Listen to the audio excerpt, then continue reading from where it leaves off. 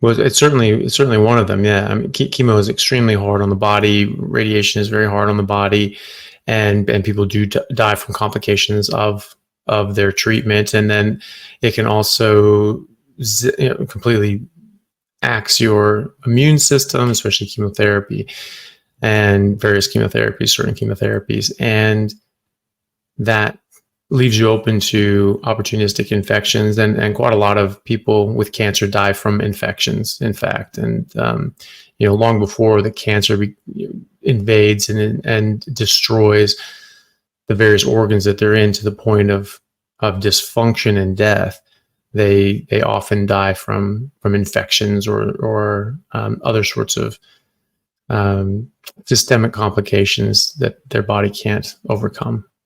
Yeah. Yeah, exactly. Obviously before I was diagnosed, my immune system was shot anyway, but after treatment, it was essentially zero. I couldn't go in. I pretty much lived in a bubble for 5.5 years, bedridden. And just traveling to and from the hospital, I'd get sick, I'd pick up a cold, and it would last me months. A flu would, like you said, would almost kill me.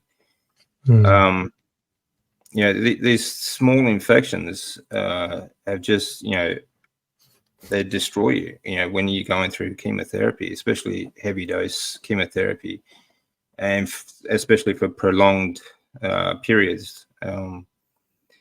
But the fats I have found, even if these seed oils and these so-called vegetable oils weren't so rancid, they still would not have the vitamins and minerals and proteins that we need for our lymphatic system to rebuild our bodies. This is something I've found, that you've got to have animal fats to rebuild your body. Yeah. Would that be your take? Yes, absolutely. Yeah, there are essential fatty acids that only exist in animal fats. The omega-3s, people say, well, you can get omega-3s from plants, and that's fine, but there's different kinds. It's not just omega-3, it's omega-3s, plural. And yes, there are some omega-3 fatty acids that exist in plants, like alpha-linoleic acid, ALA, but that's not the one we need for our brain and nervous system. We have to have DHA and EPA, and we don't really make it very well ourselves. And you don't convert ALA into DHA or EPA. There's different accounts. Some people say you can convert some, and others say absolutely not. You can't convert any.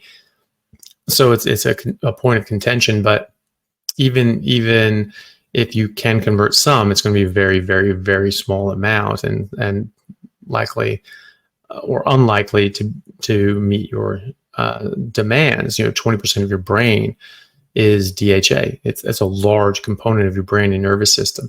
So you have to have that from animal fats. You can't get it from plants. And then the fat soluble vitamins like vitamin D3, vitamin K2, vitamin A, vitamin E.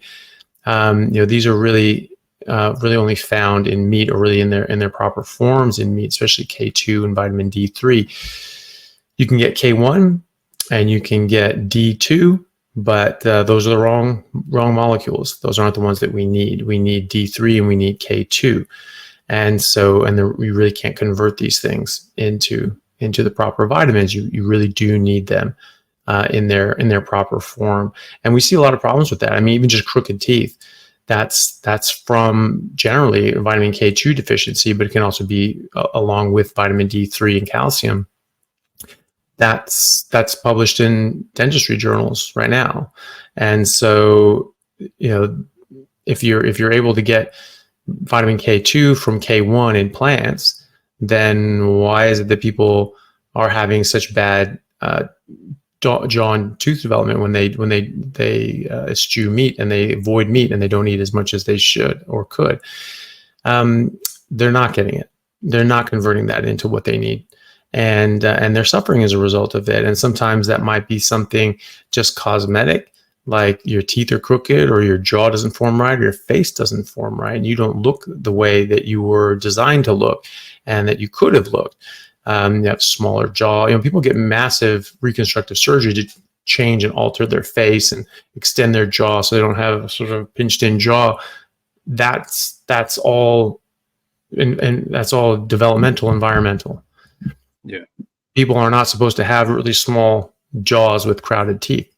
That's not normal. You don't find any jaws like that in pre-agricultural fossils. There's all big, strong, wide, straight jaws with straight, clean, healthy teeth that all have their wisdom teeth erupted and in the right form and place. So, none of us are developing properly, and in large part because we're simply not getting enough nutrients, and a lot of the fat soluble nutrients we've really lost out on, and they're very, very important. We don't get proper brain development unless you get the fatty acids that you need, and not even just DHA and EPA.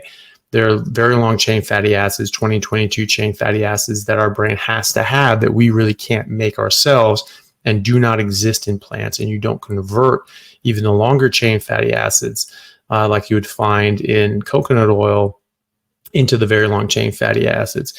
And either way, like the long chain, like the 18 chain fatty acids that you might find in coconut oil is actually a small percentage of the amount of fat that's in there. So you really do need this stuff from fat. You really do have to get it, especially when we're talking about kids, especially when we're talking about babies and children, fetuses with developing brains and nervous systems. You are going to restrict their development, and they're not going to be as tall or as smart or as athletic or as neurologically developed as they could have been if you don't give them the proper nutrition and exclude things that can deter and interrupt their proper development that you find in these defense chemicals in plants. What's your take with supplements? You're right. A lot of supplements just get flushed down the toilet and don't end up actually getting in your system. If you do take a vitamin D supplement, I mean, you can increase your levels, but it's fat soluble. You get better absorption if you eat it with a fatty meal, and that's can sort of protect it and help absorb it. But exactly as you say, the best way to get it is by natural sources. The vitamin D that you get from animal fats, especially grass-fed and finished ruminant meats, or marine life and things like that that are naturally fed, so they're not farm-fed fish. No, you never want farmed fish. That stuff is absolutely toxic, and it doesn't have any omega-3s because they get their omega-3s from the other fish that they eat. Because that's a food chain. 70% of animals are carnivores, and so up and down the food chain, carnivores are eating carnivores, and so you have fish that eat fish that eat fish that eat fish that eat fish that eat algae, and it's that algae and those sorts of things that have the omega-3s, and that goes up the chain to the salmon or tuna that you end up eating. So it's best to get it in its natural form. Sunlight's great, but there's like in England and that sort of latitude, 9 months out of the year, it doesn't matter how much sun exposure you get, you're not going to stimulate enough vitamin D, which is probably why the English have traditionally pretty bad teeth, because they need vitamin D3 for their teeth development, their mouth development, jaw development. And if they're not getting it from food, if they're not getting it from animal fat, they're really not getting it. And so K2 as well, that comes with animal fat. So if you are getting it from the sun, if you're lucky enough to live in a place that has good access to light, you want to get a good portion of your skin exposed to sun. I mean, we grew up evolutionarily, biologically in the sun. We're not troglodytes. They're trying to turn us into that. Stay away from the sun. Oh, stay away from this horrible, mean sun. As you can look at this throughout the 20th century, as hours of sun exposure went down, skin cancer rates went up. So there's no direct correlation. It's not even a correlation. There's an inverse correlation. Right. There's an inverse relationship. So, that's not to say that sun can't damage your skin or bring about cancer, but it's certainly not directly related. There's something else going on there. Let's say that sun exposure can damage your skin. Okay, well, why is it that when it's going down, skin cancer is going up? Okay, well, then something else is making this much worse. And there are a lot of things that can do that potentially. But that's another thing too. We're anytime we go in the sun, we're dumping on a bunch of sunscreen that blocks out all the UV light. And so you're not going to stimulate any vitamin D in the first place. And so, that's not very helpful. And it also has things like benzene, which is a known carcinogen. We're slathering this all over our skin and thinking and thinking this is protecting us from skin cancer. We're introducing a known carcinogen to our skin, thinking that's going to help protect against skin cancer. Like, this is crazy stuff. And another thing that people don't know about vitamin D is that it's actually a good protecting against the sun. It's actually your own sunscreen, and so it sort of helps protect against UV light. UVB is what stimulates it, and so people, when they get more UVB exposure, they produce more vitamin D, which protects you against the UVB, and that's why it actually develops on the surface of your skin. And so the problem is, though, is that people go in the sun, maybe they get a bit sweating. Oh, I need to take a shower because I'm sweating. Problem with that is that the vitamin D is on your skin and it washes off. And so you wash it off with soap and water, and soap will strip all the oils off your skin. That will take the vitamin D with it. And so you actually have to let it sit on your skin for 6 to 8 hours before it'll soak in and get into your system. So there's a lot of things that go into it. But all these, and you also have to have an adequate amount of cholesterol, because vitamin D is synthesized from cholesterol. You have to have cholesterol. And so if you're eating a bunch of plant sterols that mimic cholesterol, and this is one way that doctors have said for decades, this is how you lower your cholesterol: eat some almonds and other fatty sort of plants that have a lot of plant sterols. This mimics our own cholesterol, and our body uses it instead, and it's not what it's supposed to be. So this actually can suppress your hormones, because all of our hormones are made. Vitamin D is a hormone, but all the other hormones like DHA, pregnenolone, androstenedione, testosterone, estrogen, progestogens, cortisol, all the mineralocorticoids and glucocorticoids made in our adrenals, all of these are made from cholesterol.